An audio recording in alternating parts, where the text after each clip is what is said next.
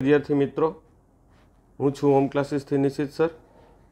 गया विडियो में अंग्रेजी धोरण 10 यूनिट 1 नी ग्लोसरी आपे जोई हती, समझी हती।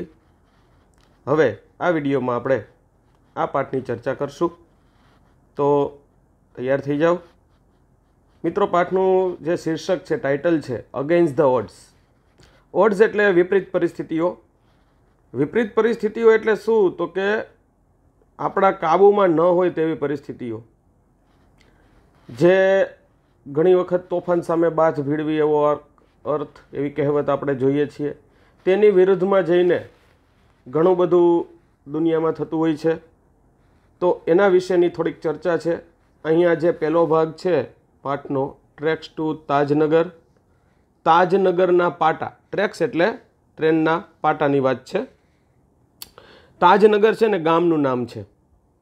एना विशेनी चर्चा करीए तो अहींया जे आपेलुं छे के फॉर 25 years, बाळको 25 वर्ष सुधी residents of Tajnagar village near Gurgaon, जे गुरुग्राम तरीके अत्यारे ओळखाय छे, दिल्ही पासे आवेलुं छे, lobbied for a railway station in their village. गामडामां एना गामडું છે, બહુ નાનું ગામ। 25 વર્ષથી વિદ્યાર્થી મિત્રો વિચારો, 25 વર્ષથી તાજનગર ગામડું જે છે એના રહેવાસીઓ ગુડગાંવ પાસે આવેલું, દિલ્હી પાસે, એ સરકાર પાસે વિનંતી કરતા હતા કે તેના ગામમાં એક રેલવે સ્ટેશન બને। When their demand was not met, અહીંયા મીટ એટલે મળવાના અર્થમાં નથી, પણ પૂર્ણ થવાના અર્થમાં છે। વેન એટલે જ્યારે તેઓની માંગ પૂર્ણ ન થઈ, ત્યારે the villagers decided to take matters into their own hands. તો ગામના લોકોએ નક્કી કર્યું કે મેટર, આ જે બાબતો છે, matter into their own hands. Take matter into their own hands એટલે પોતાની રીતે આગળ વધવાનું નક્કી કર્યું। They pulled in 21 lakh rupees. બાળકો નાની સૂની રકમ નથી, 21 લાખ રૂપિયા ભેગા કરે છે। પુલ્ડ ઇન એકઠા કર્યા, and built A railway station on there oven. On there oven મિત્રો વિચારજો, અહીંયા છેલ્લો શબ્દ, પોતાની જાતે, બધા ગામના લોકોએ ભેગા થઈને પોતાની જાતે રેલવે સ્ટેશનનું બાંધકામ કર્યું। તો પ્રથમ ફકરો સમજાઈ ગયો હશે। આગળ વધીએ કે most of the 3000 people living in the village R farmers. બાળકો યાદ રાખજો, ગામડાની અંદર લગભગ 3000ની વસ્તી અને મોટા ભાગના ખેડૂતો છે। એટલે આ ભાર દઈને થોડુંક સમજાવું છું કે 21 વર્ષથી રેલવે સ્ટેશનની માંગણી થતી હતી, 21 લાખ રૂપિયા ભેગા કર્યા, જાતે રેલવે સ્ટેશન બનાવ્યું। ગામના લોકોનો વ્યવસાય, બાળકો ઓક્યુપેશન એટલે વ્યવસાય, ખેડૂત, ખેતી, ફાર્મર્સ છે। 3000ની વસ્તી, આ બધી નાની નાની વિગતો એક એક માર્કના પ્રશ્નોમાં પૂછાય છે, ફકરો આપણને આપશે જ। આગળ જોઈએ કે બટ પણ સચ વોઝ ધ બર્નિંગ ડિઝાયર। બાળકો આપણે જ્યારે ગ્લોસરી હાઈલી ત્યારે પણ કીધું હતું કે બર્નિંગ ડિઝાયર એટલે તીવ્ર ઈચ્છા થાય, સળગતી ઈચ્છા ન થાય।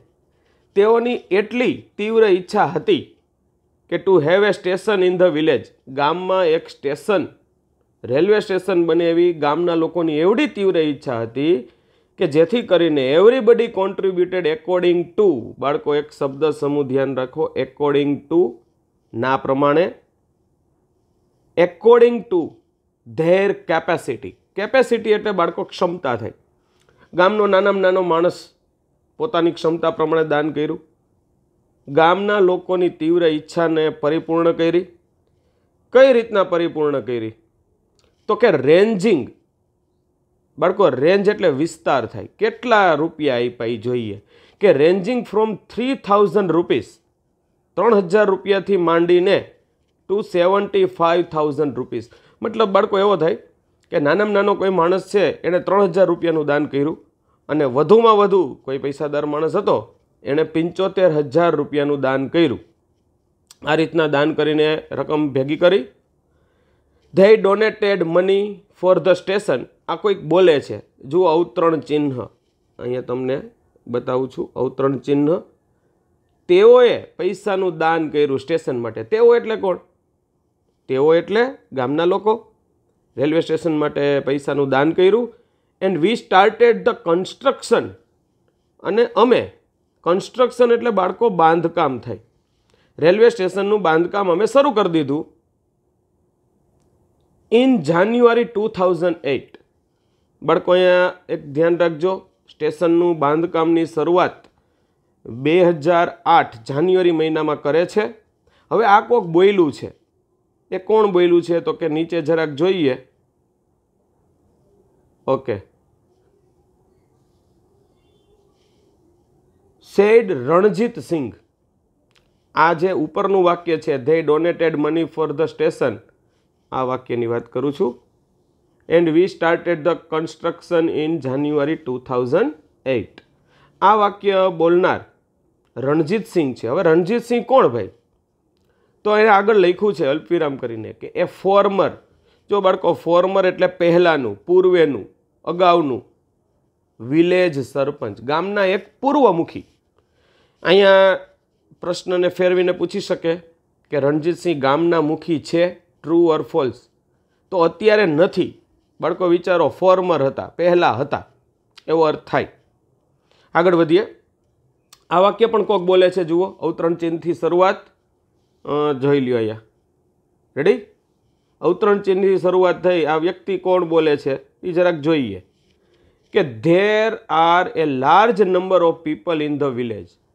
ગામડાની અંદર લાર્જ નંબર ઓફ પીપલ એટલે કે મોટી સંખ્યાના લોકો who need to go to Gurgaon Delhi and Rewari આજુબાજુના ગામ છે ગુરુગ્રામ આપણે ઓળખી છીએ ગુડગાંવ દિલ્હી કામકાજ માટે જવું પડે ગામડામાં રહેતા લોકોને રેવાર પણ એક મોટું ગામ છે ત્યાં દિલ્હીની આજુબાજુમાં ત્યાં લોકોને જવું પડતું હતું બીજી વાત કરે છે કે ધેર આર સ્ટુડન્ટ્સ એવા વિદ્યાર્થીઓ પણ છે who go to colleges કે જે કોલેજોમાં ભણવા જાય છે વર્તમાન કાળનું વાક્ય ટીલ નાવ જો બાળકો ટીલ એટલે સુધી નાવ એટલે અત્યાર આખું ભેગું કરી દો અત્યાર સુધી વી હેડ જો ભૂતકાળ થઈ ગયો અમારી પાસે શું સંસાધન હતું અથવા શું અમે કરતા તો હેડ ટુ વાળી ફરજિયાતપણે એની રચના બતાવી છે કે વી હેડ ટુ આઈધર ગો ટુ હલી મંડી એક ગામનું નામ છે બાળકો હલી મંડીને આપણે અંડરલાઇન કરીને બતાવું છું જો આ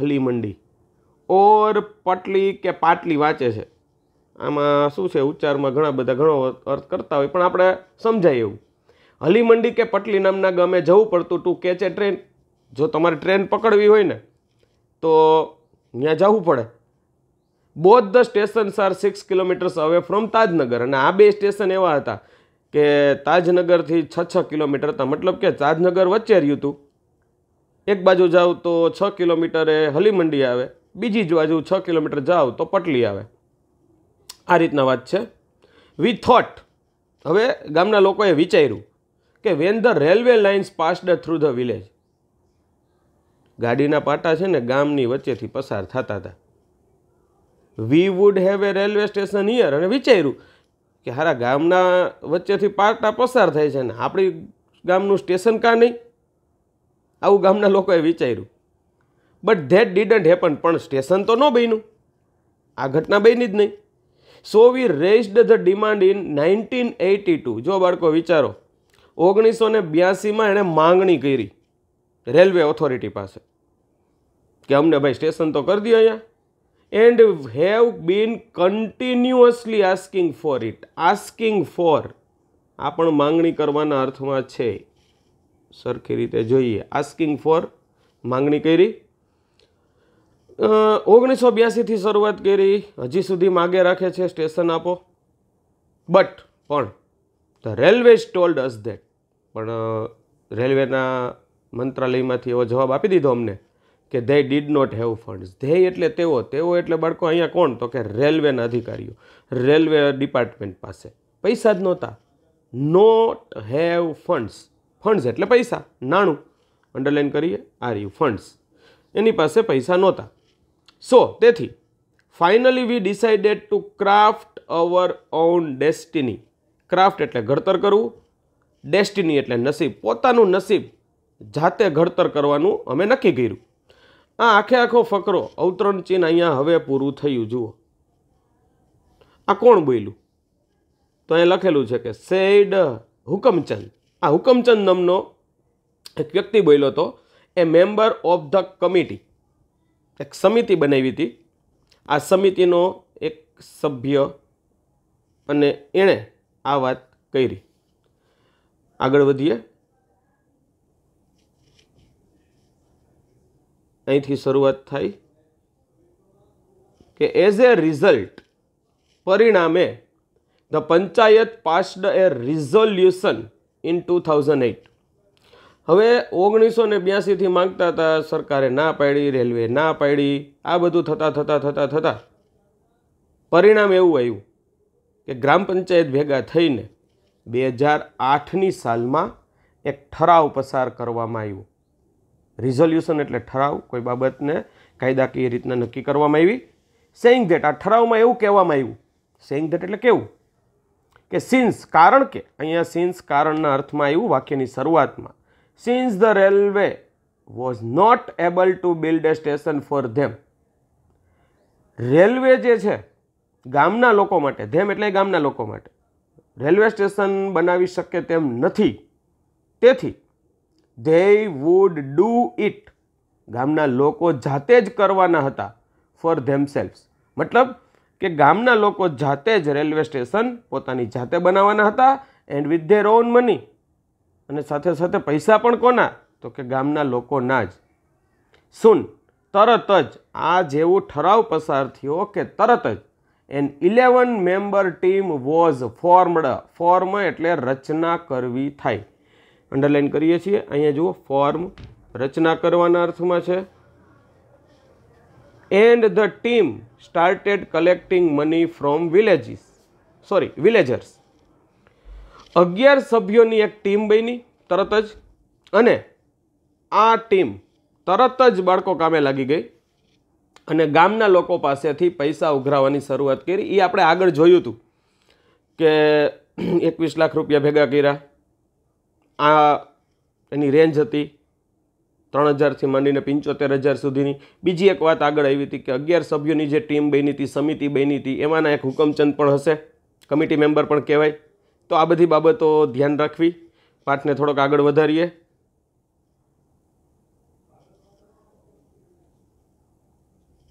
હવે અહીંથી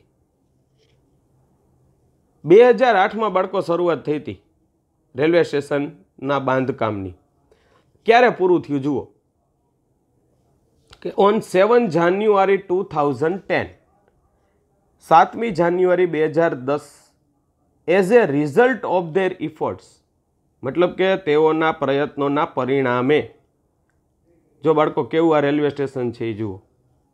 આ રેલવે સ્ટેશનની ખાસિયત જુઓ, છેલ્લે રજૂ કરે છે કે the first railway station in the country, દેશનું પ્રથમ રેલવે સ્ટેશન. રેલવે સ્ટેશન તો ઘણાય છે, પણ આ દેશનું તાજનગર પહેલું રેલવે સ્ટેશન હતું. ઓન વિચ, કે જે રેલવે સ્ટેશન ઉપર ધ રેલવે, મતલબ કે રેલવે ખાતાએ, રેલવેનું ખાતું જે આખું સરકાર હલાવે છે એ ખાતાએ did not have to spend, નકાર કર્યું છે ને ફરજિયાતપણું છે, એને ખર્ચવો જ ન પડ્યો. Did not have to spend, spend એટલે ખર્ચવું. એ સિંગલ રૂપી, એક પણ રૂપિયો ખર્ચવો પડ્યો નહોતો. આવું એક રેલવે સ્ટેશન છે. અલ્પવિરામથી આગળ વાત કરે છે કે આ રેલવે સ્ટેશને સ્ટાર્ટેડ ઓપરેશન્સ. ઓપરેશન્સ એટલે અહીંયા ડૉક્ટર ઓપરેશન કરે એની વાત નથી, પણ કાર્યાન્વિત થવું, કાર્ય શરૂ થઈ ગયું. તો આ ટ્રેક્સ ટુ તાજનગર બાળકો એકવાર જોવો, ફરીથી આખો વાંચો. PDF ફાઇલ હોય તો એનો ઉપયોગ કરો, પાઠ્યપુસ્તક હોય તો એનો ઉપયોગ કરો અને સમજવાનો પ્રયત્ન કરો. સાથે સાથે આ વિડીયો 1-2 વાર સાંભળો એટલે મજા પડશે. અને અંગ્રેજીમાં કોઈ પણ પ્રશ્ન હોય તો મારો કોન્ટેક્ટ કરી શકો છો. અસ્તુ.